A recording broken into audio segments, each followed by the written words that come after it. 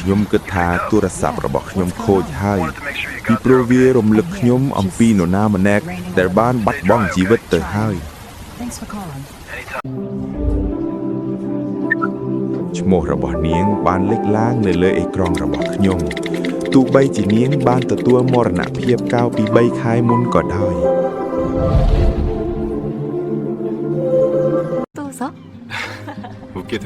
នាងធ្លាប់និយាយថាប្រសិនបើថ្ងៃណាមួយខ្ញុំបាត់ខ្លួនសូមសន្យាថាអ្នកនឹងអានសាររបស់ខ្ញុំ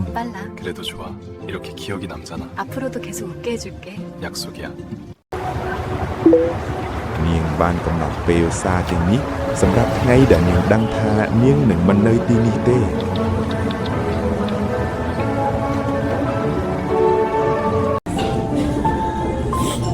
សូម្បីតែក្រោយពេលស្លាប់នាងនៅតែព្រួយបារម្ភអំពីខ្ញុំ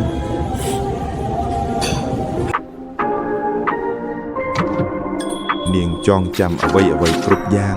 សូម្បីតែទម្លាប់អាក្រក់របស់ខ្ញុំក៏ដោយ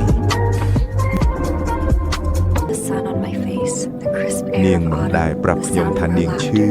សូម្បីតែម្ដងក៏ដោយ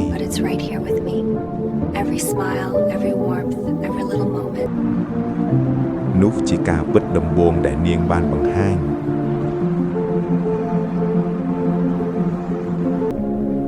នាងបានកុហកព្រោះនាងមិនចង់ឲ្យខ្ញុំយំនាងបានជ្រើសរើសស្នេហាជាជាងការភ័យខ្លាចនិងភាពស្ងៀមស្ងាត់ជាជាងការលាគ្នា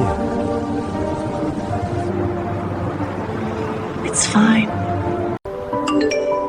រាល់សារមានអារម្មណ៍ថានាងនៅរស់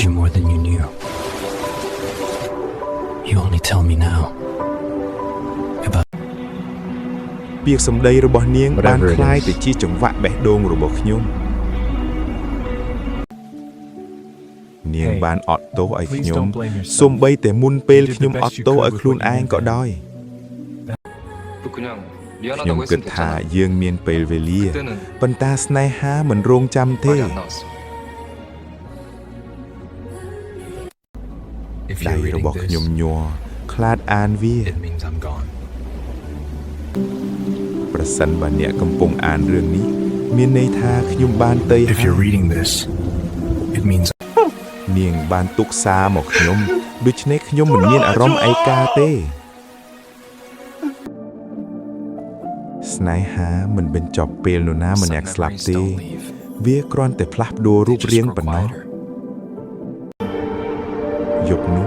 ទូរស័ព្ទរបស់ខ្ញុំនៅស្ងៀមស្ងាត់